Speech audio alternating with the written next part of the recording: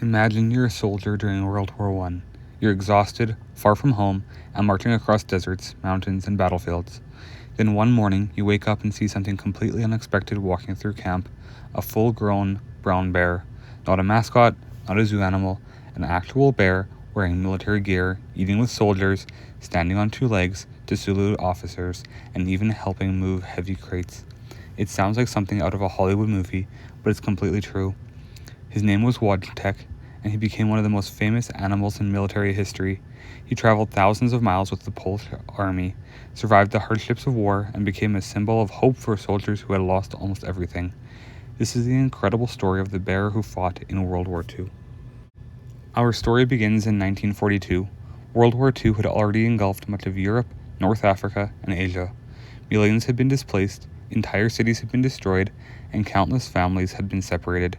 At the same time, thousands of Polish soldiers had been released from Soviet labor camps after Germany invaded the Soviet Union in 1941. These soldiers were forming what became known as Anders' Army, led by General Anders.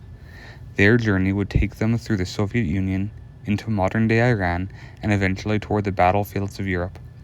While traveling through the mountains of Iran, a group of Polish soldiers encountered a young shepherd boy carrying a tiny, orphaned Syrian brown bear cub.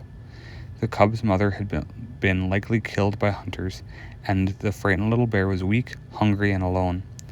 The soldiers couldn't leave him behind. Using food, chocolate, fruit, and condensed milk poured into an old vodka bottle, they began nursing the cub back to health. Soon, the soldiers officially adopted him. They named him Wojtek, a common Polish name meaning joyful warrior or happy soldier. At the time, no one could have imagined what would happen next. As the months passed, Wojtek grew rapidly, and by rapidly we mean into a bear weighing over 400 pounds. Despite his enormous size, he remained remarkably gentle with the men who had rescued him. He became a part of everyday military life. He slept in tents with the soldiers, he rode in trucks alongside them, and he followed them during training exercises. And whenever there was free time, he wanted to play. His favorite pastime was wrestling, and the soldiers quickly discovered that wrestling a bear, even a friendly one, wasn't exactly easy. Wojtek loved roughhousing, but somehow knew how to avoid seriously hurting his fellow soldiers. He also developed some unusual tastes. He loved honey, fruit, and marmalade, and according to many accounts, he even enjoyed drinking beer. The soldiers joked that he'd often gulp down a bottle in one go before chewing up the entire bottle itself. He also copied the men around him. If the soldiers smoked cigarettes, Wojtek wanted one too. He didn't exactly smoke like a human. Instead, he'd usually just eat them. Everywhere the army went, Wojtek followed. Before long, he had become the heart of the entire unit.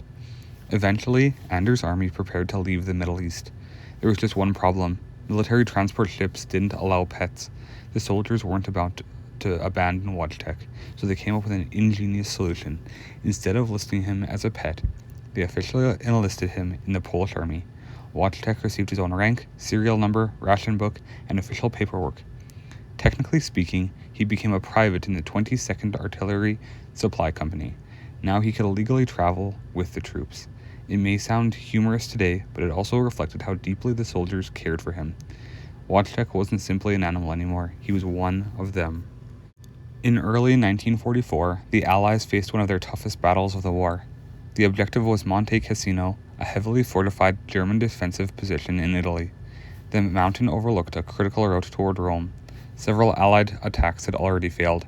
The Germans occupied high ground, protected by artillery, machine guns, and natural cliffs. Breaking through would be incredibly costly. The Polish Second Corps was ordered into the fight. As supplies poured towards the front lines, soldiers had to carry incredibly heavy crates filled with artillery shells. Each box weighed around 100 pounds. According to the soldiers who served there, Wojtek watched the men carrying ammunition and began imitating them. Instead of simply observing, he picked up the heavy crates himself. Standing on his hind legs, the massive bear carried ammunition from trucks directly to artillery positions. Witnesses said he never dropped a crate. He simply carried them back and forth alongside the soldiers. Whether he fully understood the battle or was simply copying his human friends, his strength proved genuinely useful. His efforts became legendary within the unit. After Monte Cassino, Wojtek's story spread through the Allied forces.